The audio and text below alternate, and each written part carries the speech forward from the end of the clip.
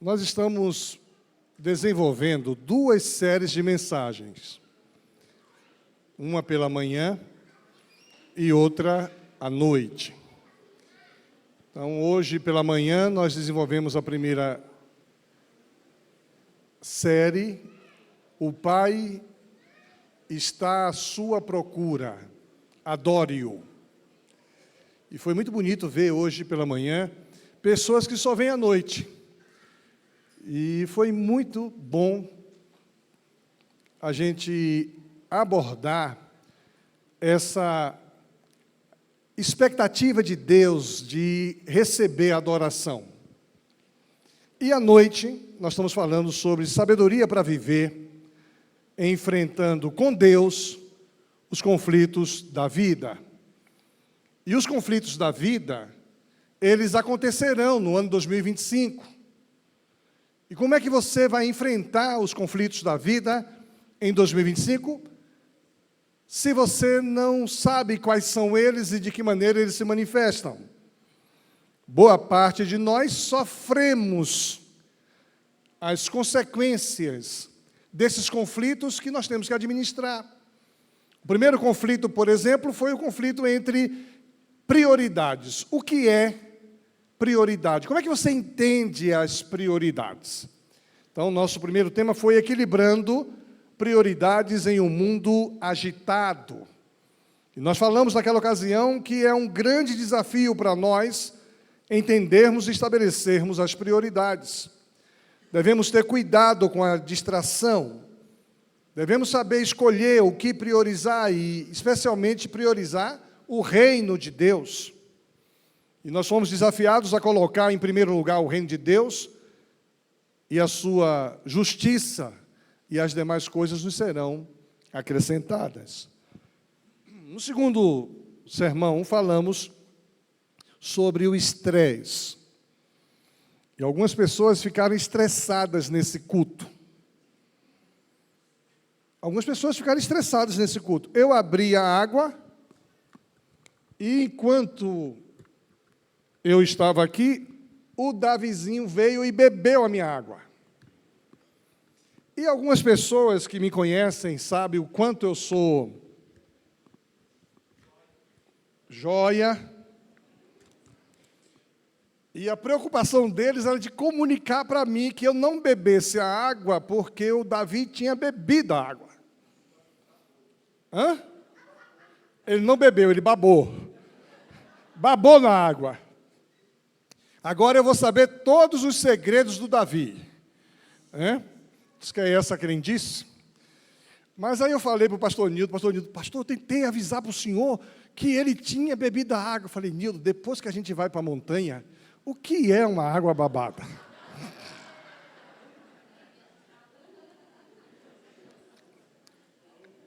Quem vai para a montanha sabe o que é esse negócio. A gente se liberta de algumas idiosincrasias, a gente se liberta de algumas dificuldades pessoais. E aí ficou estressado aqui, a Ariela estressado, o Nildo estressado.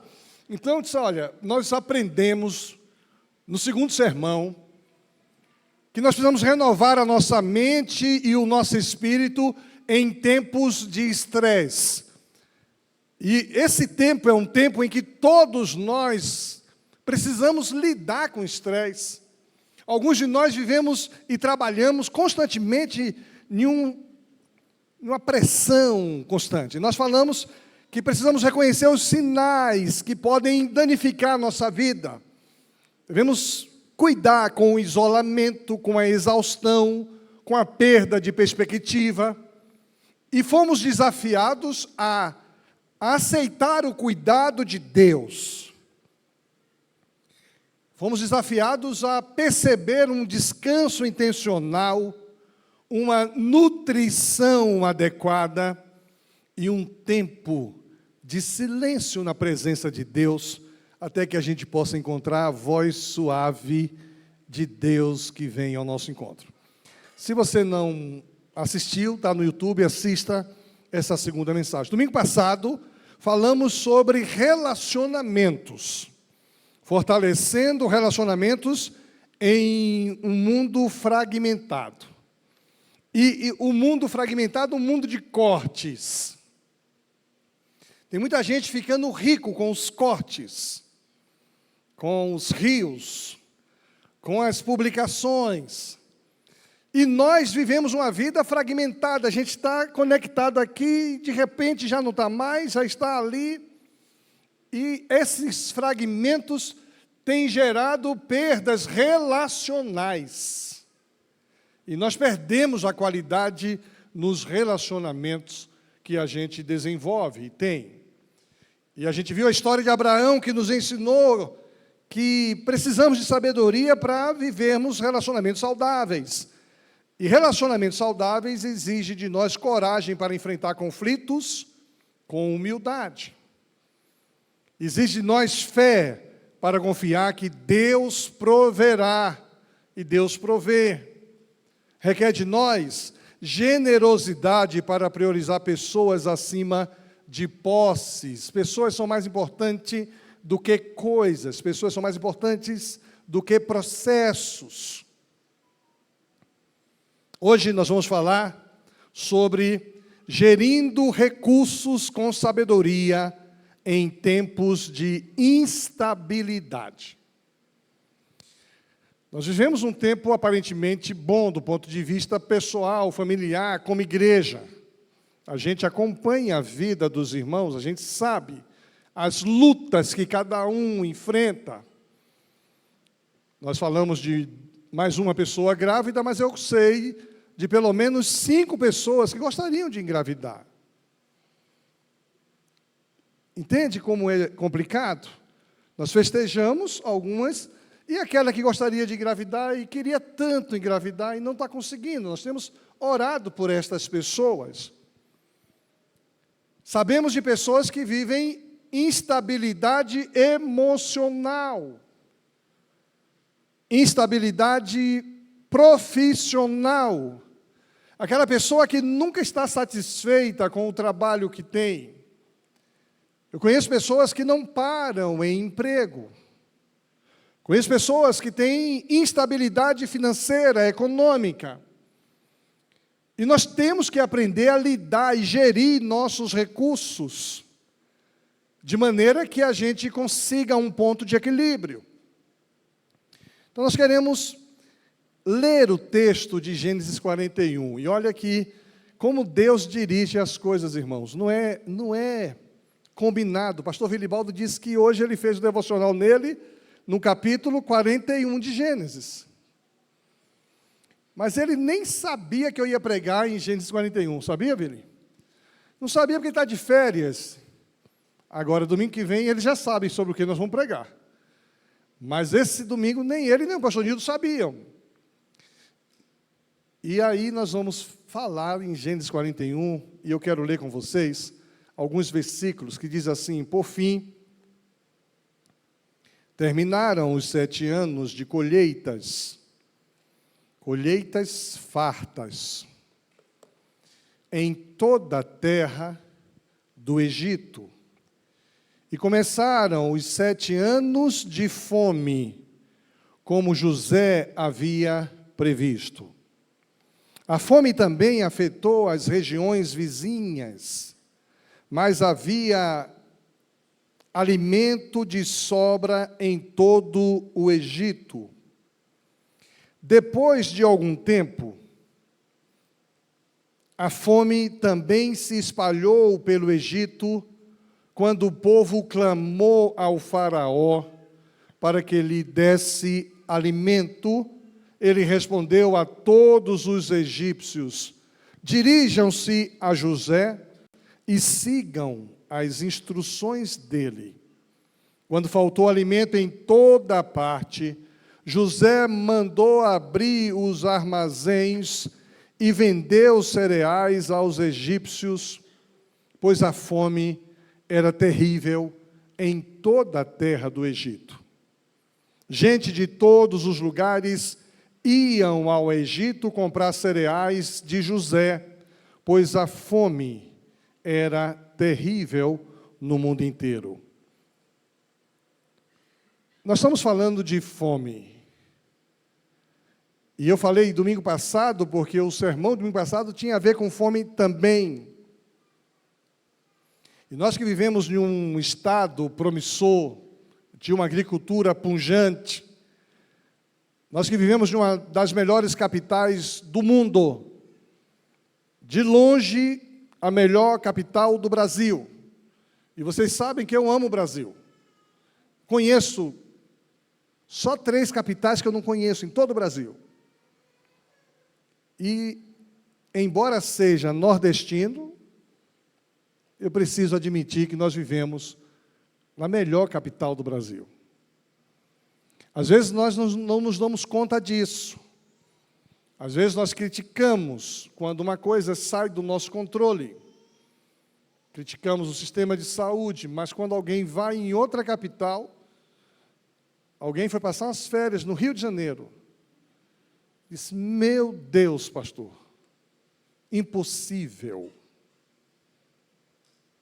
Então a gente às vezes não se apercebe de que existe fome na terra, existe fome no Brasil.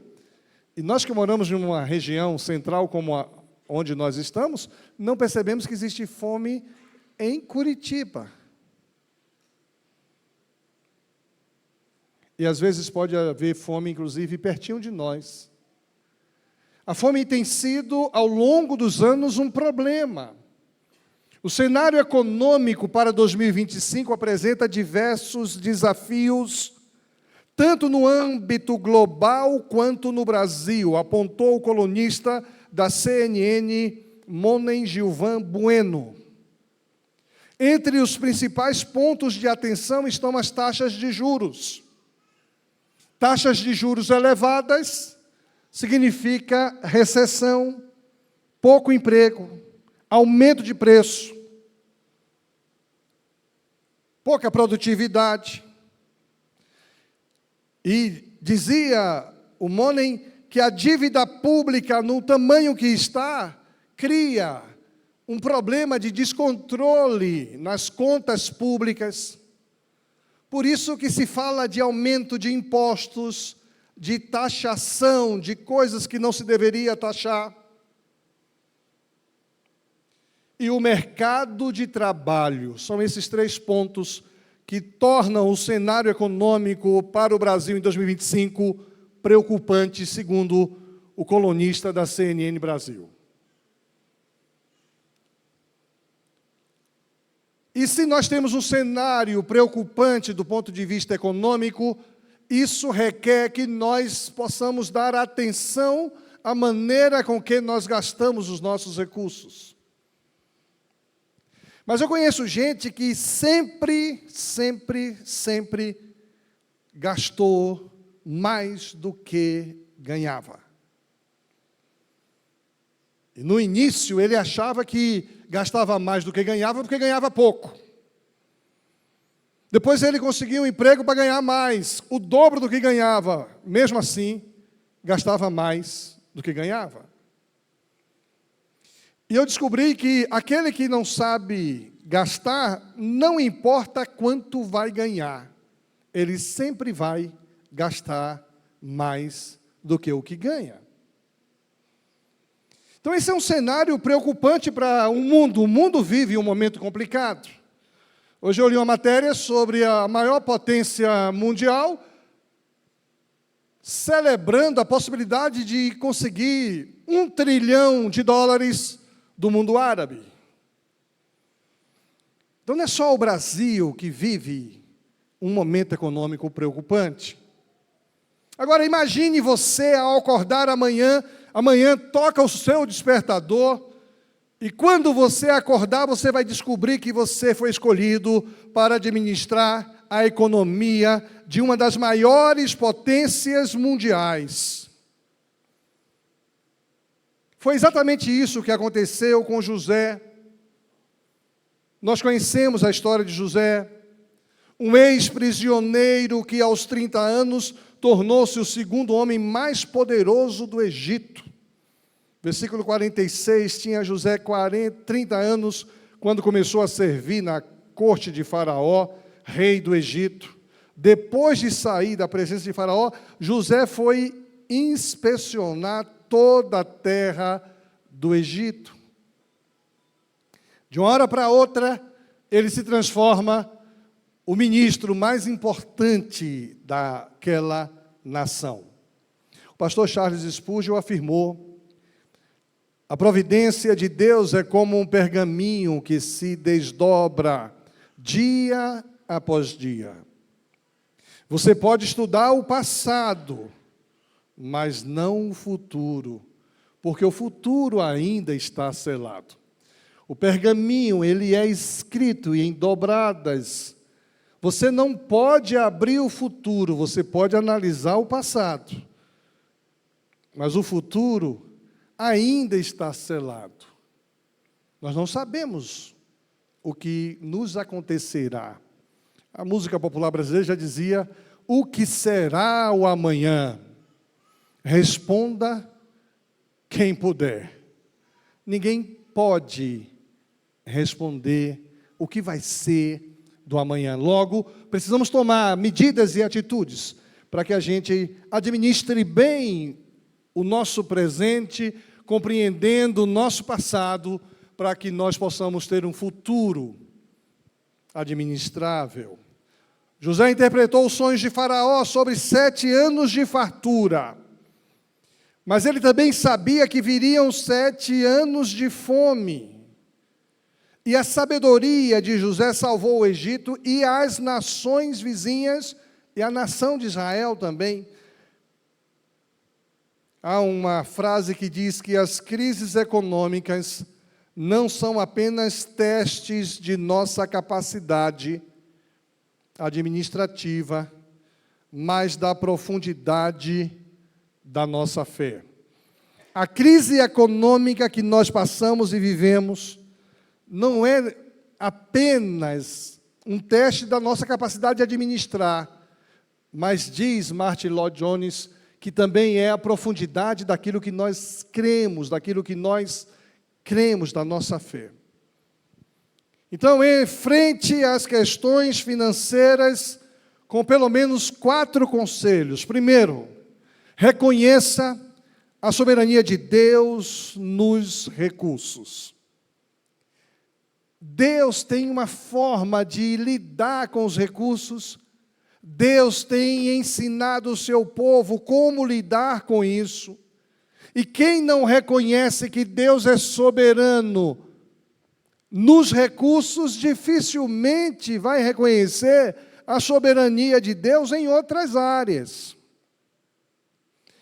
Esse momento de oração que nós fazemos e o momento de oração que a intercessão faz, quantos milagres Deus tem feito?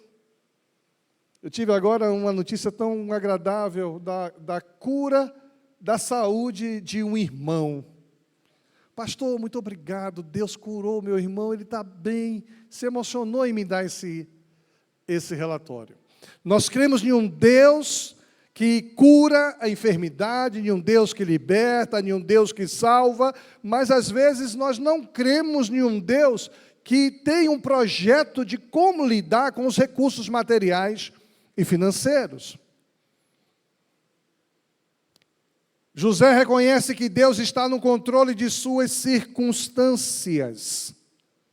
E ele expressa gratidão ao nomear os seus filhos. E pregamos ainda, agora em dezembro, um sermão sobre os filhos de José, o nome que ele deu aos filhos de José. Manassés, Deus me fez esquecer. Tem coisas que nós precisamos esquecer. Coisas do nosso passado, coisas que vivemos alguns anos atrás e quem sabe no ano passado. Estas coisas precisam serem esquecidas. José reconhecia que Deus estava presente, inclusive de circunstâncias difíceis, a ponto de ele celebrar o nascimento do seu filho, dizendo: Deus me fez esquecer. Esquecer o quê? O clima terrível da minha infância. A forma difícil que os meus pais cuidavam de mim, dos meus irmãos.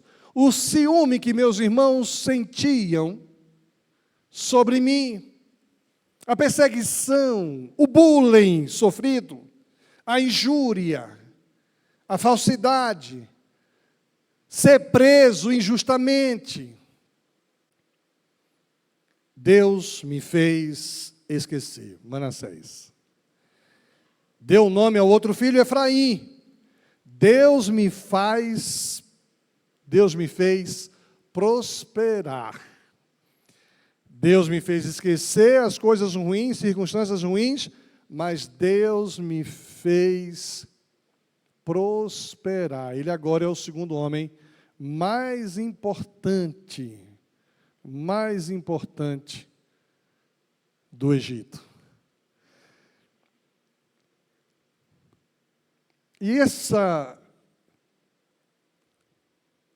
primeira observação me ensina alguns princípios. Deus é a fonte de tudo que temos. Deus é a fonte de tudo o que temos, de tudo o que somos. Deus é a fonte.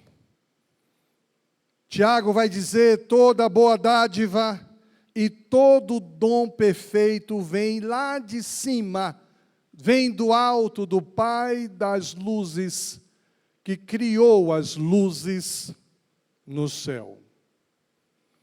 A verdadeira prosperidade começa com o reconhecimento da sua soberania. A verdadeira prosperidade começa quando nós reconhecemos que Deus é soberano. E se eu estou vivendo um momento ruim, na família, no trabalho, na saúde, eu creio na soberania de Deus. John MacArthur disse: a verdadeira prosperidade não é medida pelo que acumulamos, mas por quanto reconhecemos Deus como a fonte de tudo. Você quer ser uma pessoa próspera? Todos nós queremos. Reconheça que Deus é a fonte de tudo. Deus é a fonte de todas as coisas que, de alguma forma, envolvem a sua vida. Ele é a fonte da alegria, Ele é a fonte da saúde, Ele é a fonte da estabilidade emocional.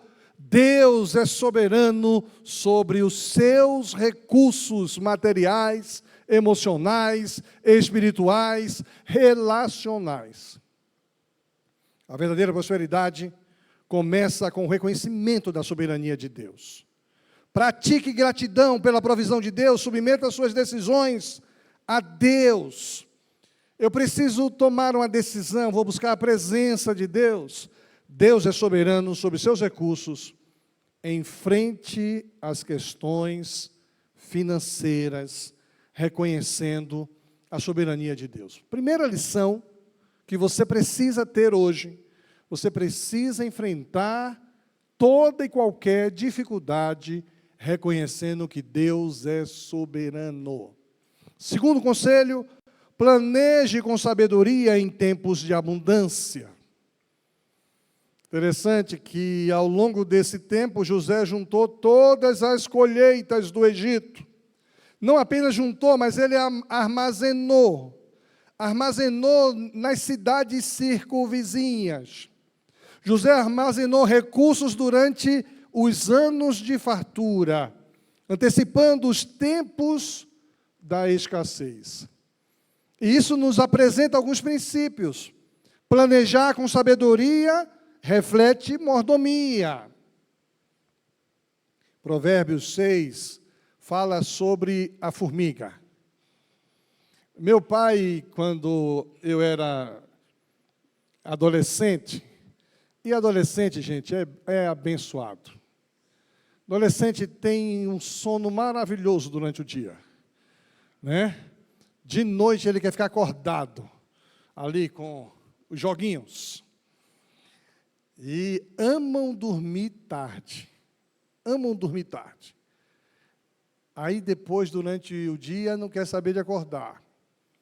Fica sonolento. E meu pai sempre diz assim: vai ter com a formiga. Homem de Deus. É assim que diz o texto? vai ter com a formiga, ó preguiçoso. Eu não sei quem já ouviu isso dos pais. Alguém já ouviu isso dos pais? Só eu? Deus abençoe, minha irmã, pode baixar. Mais alguém? E agora eu pergunto, a gente trabalha muito ou não trabalha? A gente trabalha 24 horas por dia, gente. Dormindo nós estamos trabalhando. Mas o texto de Provérbios diz assim: aprenda com a formiga, preguiçoso, observe como ela age e seja sábio. Embora não tenha príncipe, nem autoridade, nem governante, ela trabalha duro durante todo o verão, juntando comida para o inverno. A formiga nos ensina a juntar nos momentos que temos. Se você tem, guarda. Não gaste tudo. Não faça tudo. Você precisa administrar o que você tem. Eu tenho muito, não vou gastar tudo. Não, não gasta. Eu tenho pouco, vou gastar o que tenho. Também não, guarda. Eu preciso não gastar tudo o que tenho. Ponto final. E vamos imaginar uma pessoa que passa por escassez alimentar. Eu tenho 3 xícaras de arroz e não tenho mais nada. Eu vou fazer 2 xícaras de arroz, mas vou guardar uma para amanhã. Entende o princípio? É esse princípio que eu aprendo com José. Isso chama-se a mordomia da formiga. Então, olha, se você conhece alguém que precisa estudar esse texto, lembra, olha, o pastor falou domingo sobre a mordomia da formiga. Você precisa aprender com ela. Segundo princípio que a gente aprende nesse ponto, ver além do momento presente é uma demonstração de prudência espiritual. Todo crente sempre considera o momento futuro. Para o crente, o momento vivido não é o momento final. Por pior que seja. Ainda que tenhamos notícias difíceis como a morte de um esposo, a morte de um avô, a morte de um sobrinho, não é o último momento, não é a última notícia. Nós cremos em um Deus que tem condição de fazer e renovar, e nós cremos em uma eternidade. Então, eu e você precisamos sempre ir além do momento presente. Se está ruim o momento que estamos vivendo, não tem problema, porque sempre haverá o amanhã. O choro pode durar uma noite, mas a alegria vem pela manhã. Sproul diz o seguinte: a mordomia cristã não é opcional. Você é crente, você não tem opção de ser um bom mordomo de tudo que você é e de tudo que você tem. A mordomia cristã é uma manifestação fundamental da nossa fé. Eu creio, por isso eu faço. Eu creio, por isso eu não faço. Eu creio, por isso eu ajo. Como cristão, nós temos que crer. Tim Keller disse que o trabalho não é principalmente um lugar onde ganhamos dinheiro. E eu falei sobre isso hoje de manhã, quando falava sobre adoração. O trabalho é onde nós servimos a Deus e servimos aos outros. Você precisa encarar o seu trabalho como sendo um lugar onde você serve a Deus e você serve aos outros. Você não pode pensar no trabalho apenas como uma fonte de recurso, porque aí você vai ser um indivíduo frustrado, um indivíduo insatisfeito, reclamão. Você nunca vai estar contente, você já vai trabalhar mal-humorado. Você está trabalhando pelo dinheiro. Você precisa trabalhar onde Deus te colocou com alegria, com dedicação. Esse é o dia que o Senhor deu. Alegremo-nos e exaltemo-nos nele. Esse é o trabalho que Deus me deu. Nos alegremos nesse trabalho. Vamos trabalhar com alegria, com dedicação, com fé.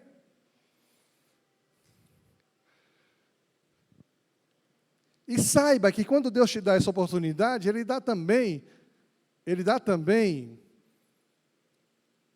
a oportunidade de você servir aos outros. André, eu estou tentando localizar a mesa de som, estou sem retorno nenhum, está me dificultando um pouquinho aqui. Já aumentei aqui 2 vezes, não consegui resultado, e isso está causando um problema de comunicação. Para você está ótimo, mas eu não estou me ouvindo, está complicado, estou começando a gritar. Então, o trabalho é uma oportunidade que Deus te dá para que você possa servir a Deus e servir aos outros. Além disso, Deus te dá também o sustento que vem dali. Então, se há alguma crise no trabalho, algum problema no trabalho, busque a Deus. Deus, olha para o meu emprego, tem uma coisa aqui que não está legal.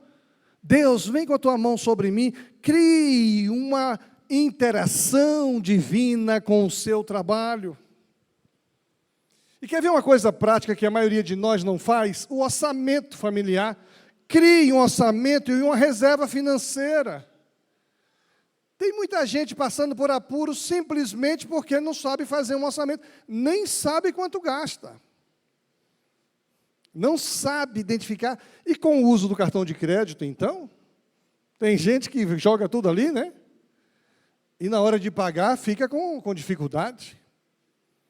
Na hora de você fazer o pagamento, e quem tem mais de um cartão, valeu, Tadeu, obrigado. Quem tem mais de um cartão, fica enrolado. Porque na hora de gastar, não pensa quanto já gastei esse mês. No mês de novembro, eu fiz esse exercício. Toda a compra que eu fazia, eu digitava aqui, quanto eu gastei. Gente, isso dá um trabalho, é uma canseira, é chato. Né? Eu comecei 1º dia, 2º dia, 3º dia, 4º dia, 5º dia, 6º dia. No 10º dia, eu esqueci. Mas na hora que a conta do cartão chegou, eu me lembrei. Mas agora foi tarde. Aprenda a fazer um orçamento e crie uma reserva financeira. Invista em planejamento para tempos futuros. Invista em planejamento. Deus é soberano sobre seus recursos, porém deixa para nós a responsabilidade de administrá-lo com sabedoria. Deus te dá uma saúde, Deus te dá um emprego, te dá uma oportunidade, mas você tem que administrar com sabedoria. Enfrente as questões financeiras, reconhecendo a soberania de Deus nos recursos, planejando com sabedoria em tempos de abundância. Terceiro conselho para você: prepare-se para os tempos difíceis de escassez. José antecipou a crise e agiu com diligência, preservando vidas, cuidando da organização que estava embaixo da sua gerência, da sua gestão. A prudência bíblica é essencial em tempos de escassez. Prudência bíblica. A preparação responsável reflete confiança na providência divina. Ele sabia que era um tempo muito bom, ele poderia ter torrado tudo. Eu conheço pessoas que tiveram bons empregos e ganharam muito, e gastaram tudo. Quando veio o momento difícil, ele não tinha recurso. E às vezes vem conversar comigo: pastor, um momento muito complicado. Eu falei: não, rapaz, você ganhou muito dinheiro ano passado, que eu sei. Você ganhou muito dinheiro ano passado. O que foi que você fez com o seu dinheiro? Estourei tudo. Gastei tudo. E isso que a Bíblia está nos ensinando, eu tenho que, de maneira responsável. O John Wesley disse o seguinte, né? Ganhe o máximo que puder, economize o máximo que puder e doe o máximo que puder. Para John Wesley, tem 3 coisas que você precisa fazer com muita dedicação: ganhar muito, economizar o que puder, mas você tem que ter um coração doador. Doe. Seja uma pessoa generosa. Então, você passa por uma pessoa, conhece uma pessoa que está passando por dificuldades, abençoe. Início de ano, eu sempre gosto de dizer aqui, vou dizer de novo, talvez você não tenha filhos, você já passou pela fase de criar filhos, mas talvez você conheça uma família, vizinha, parente, amiga, que nessa época do ano vai ter que comprar uniforme, vai ter que comprar material escolar, livro, e vai ter que levar as crianças para a escola. Eu sempre aconselho quem pode, abençoe uma família carente nessa época do ano. Fulana, você, como é que estão aí? Conseguiu vaga na creche? Consegui. Como é que estão os uniformes dos meninos? Eu vou ter que providenciar. Você disse, olha, me dê a lista aqui que eu providencio para você. Às vezes, eu falei creche, né? Mas creche já dá tudo isso. Mas em um nível mais elevado, você pode ser bênção na vida de alguém. Como às vezes vocês são bênção aqui na hora de providenciar um recurso para alguém. Alguém chegou para mim e falou, pastor, tem alguém que precisa ir numa family e que não pode pagar? Eu quero doar uma inscrição para a family. Aí eu disse, tem.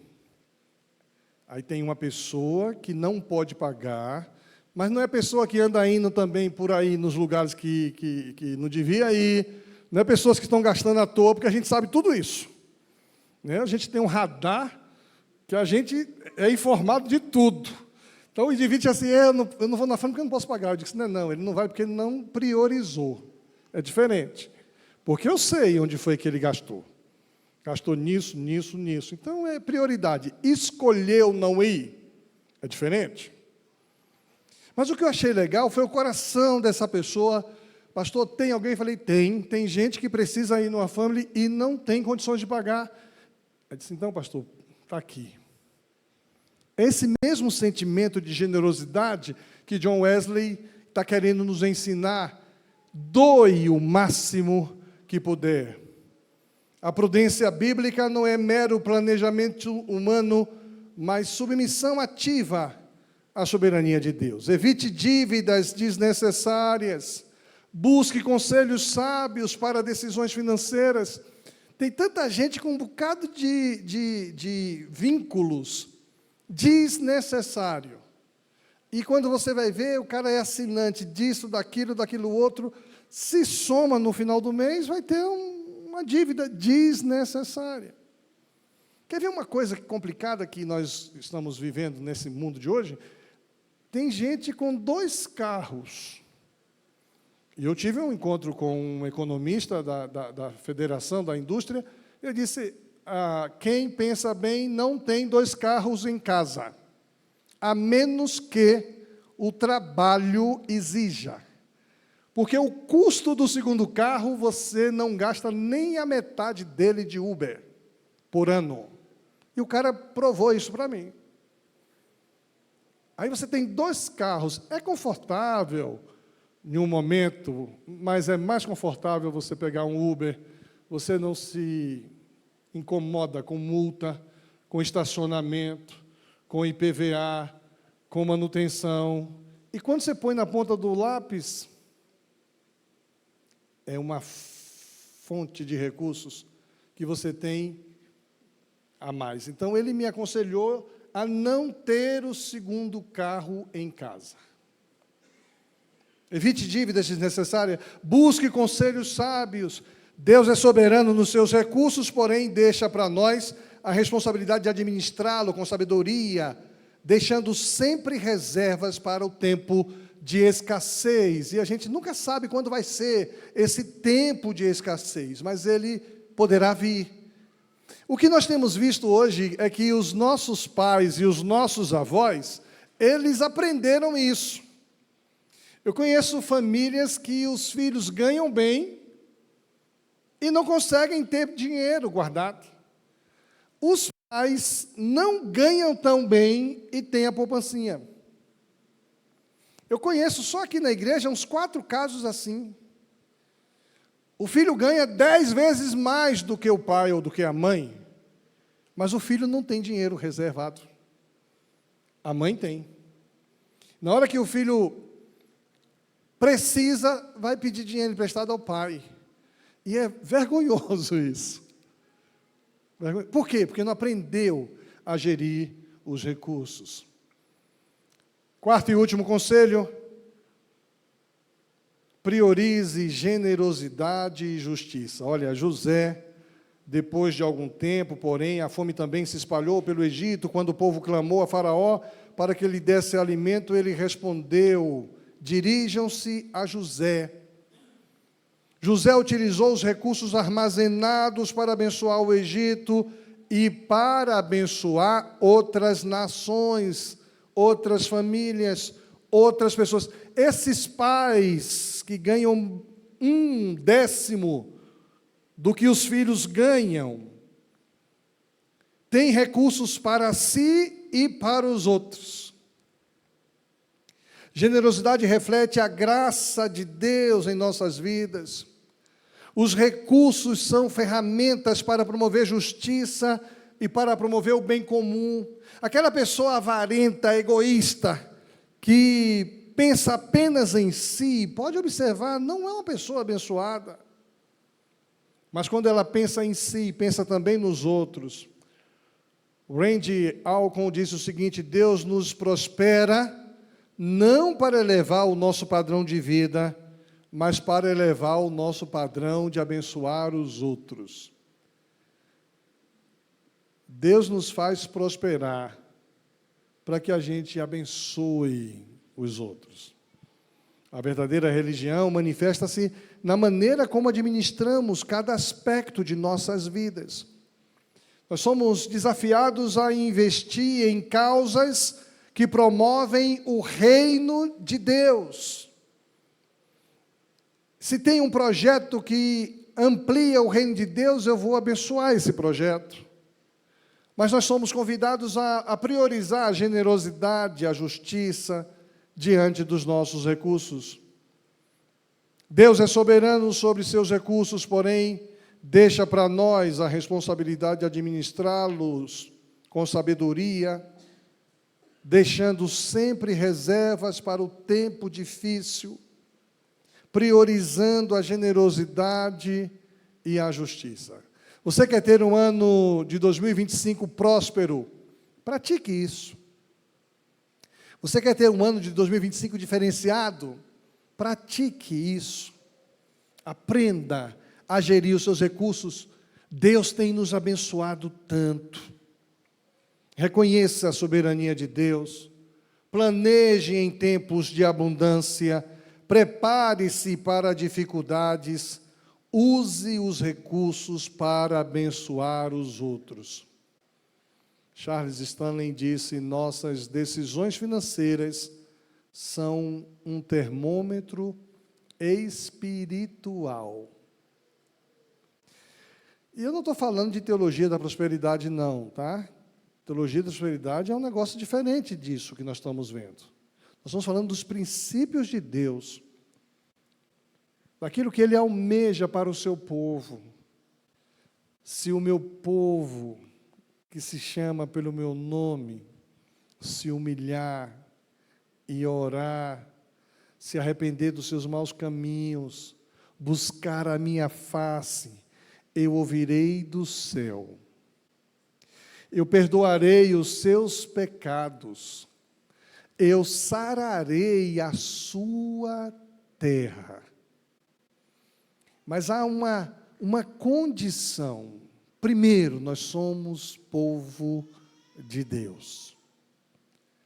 Reconhecemos nossos pecados.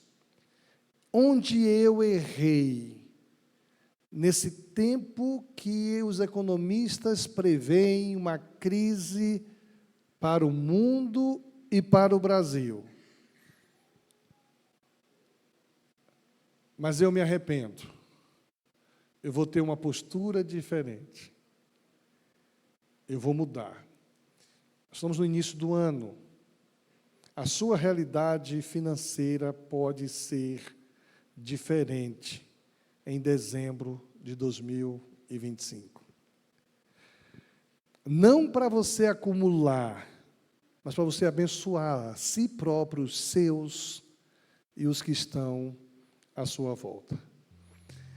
E eu sei que tem gente aqui hoje administrando situações financeiras difíceis. Eu sei que tem gente aqui que nunca aprendeu a gastar, que gasta mais do que o que ganha. Eu sei que tem gente aqui que não sabe fazer um orçamento mensal. Tem gente aqui que tem dificuldades com essa área financeira, econômica. Os recursos materiais na vida dessa pessoa, eles são sempre escassos. Deus promete abençoar. Deus promete sarar. Deus promete mudar.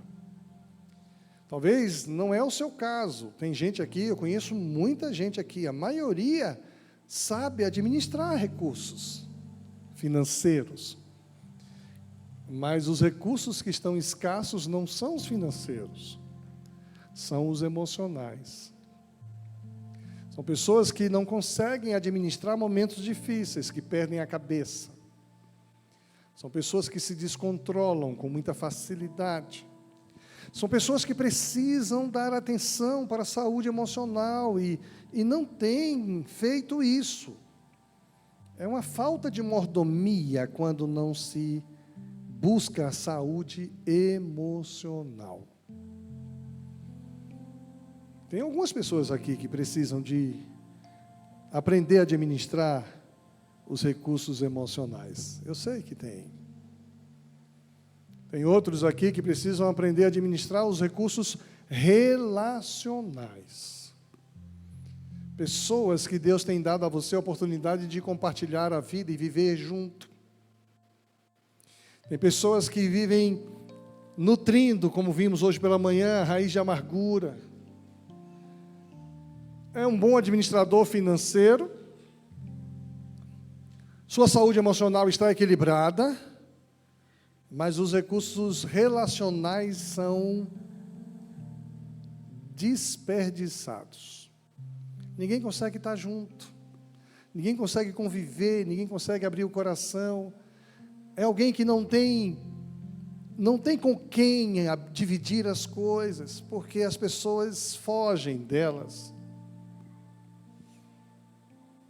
E tem gente que tem tudo isso, mas não sabe administrar os recursos espirituais. Tem gente que tem tempo para tudo, menos para as coisas de Deus. E acha que o fato de estar vindo na igreja no domingo de noite é suficiente. Tem gente que não tem condição de ter um tempo de qualidade com a palavra de Deus. Aquela promessa que Deus fez para Josué, meditar na lei do Senhor de dia e de noite, tudo que você fizer prosperará. E essa prosperidade vai além da prosperidade financeira. Tem gente que não sabe administrar espiritualmente sua vida. Tem gente que começa o dia sem buscar a presença de Deus. Tem gente que sai de casa sem considerar que existe um Deus que governa o universo e que ele precisa contar com a proteção desse Deus. Um Deus que diz: buscar-me-eis e me achareis, quando me buscardes de todo o vosso coração, e serei achado de vós, diz o Senhor. Eu queria orar hoje por você que talvez se aplique em uma dessas escassez. Talvez você se aplique nessa falta de administração dos recursos materiais, financeiros. As contas estão descontroladas. Talvez Não seja esse o seu problema, mas talvez o seu problema seja a falta de administração dos recursos emocionais. Você está esgotado. Nós estamos começando um novo ano. Precisamos começar um ano com as energias restauradas. Eu preciso tirar o ladrão da minha estabilidade emocional. Preciso começar o ano recalchutado, emocionalmente falando. Talvez os recursos que você precisa que eu ore não seja nem material, nem emocional, talvez seja relacional. Você está passando por um momento tão complicado de relacionamento com alguém que isso tem drenado suas forças. Mas a Bíblia diz, se o meu povo, que se chama pelo meu nome, se humilhar e orar e buscar a minha face, eu ouvirei do céu. Perdoarei os seus pecados, sararei a sua terra. Por isso eu queria convidar você a baixar a sua cabeça e apresentar ao Senhor qual a área da sua vida que você precisa gerir com sabedoria. Qual a área da sua vida que você precisa aprender a administrar? Pai querido, em nome de Jesus, aqui está o teu povo, povo lindo que o Senhor ama, povo alegre que cultua o Senhor com alegria, povo que reconhece a soberania do Senhor sobre suas vidas e sobre todas as coisas, ó Deus. O Senhor é soberano sobre tudo que somos, sobre tudo que temos, sobre todos com quem nós nos relacionamos. O Senhor é soberano sobre nossa saúde física, emocional, espiritual, social. E esse povo é povo teu, povo que chama o Senhor pelo nome, Jesus Cristo, nosso Deus Todo-Poderoso. Queremos, ó Deus, nesse início de ano, nesse primeiro mês do ano, pedir que o Senhor nos supra das necessidades que temos para vivermos um ano 2025 diferenciado. Alguns precisam, ó Deus, da intervenção sobrenatural do Senhor para a vida financeira, profissional, emocional, espiritual, relacional. Eu não sei a realidade de muitos de nós que aqui estamos, mas o Senhor sabe, e eu quero te pedir em nome de Jesus, que o Senhor perdoe, sare, que o Senhor abra janelas do céu e derrame bênção sem medida sobre o teu povo. Quero pedir, ó Deus, que nesta noite decisões sejam tomadas, de buscar o Senhor em primeiro lugar, de buscar comunhão íntima com o Senhor, de priorizar as coisas do Senhor, e que o Senhor, pela tua bondade e misericórdia, olhe para as nossas necessidades, supra o teu povo. Quero pedir, Deus, que o Senhor nos dê uma semana abençoada pela presença poderosa do Senhor em nossas vidas. Quero pedir que cada pessoa que aqui está, saia daqui com alegria, para viver o que o Senhor tem para cada um de nós. Abençoe cada pessoa que está presente, os que nos acompanham pela internet da mesma forma. Em nome de Jesus. Amém.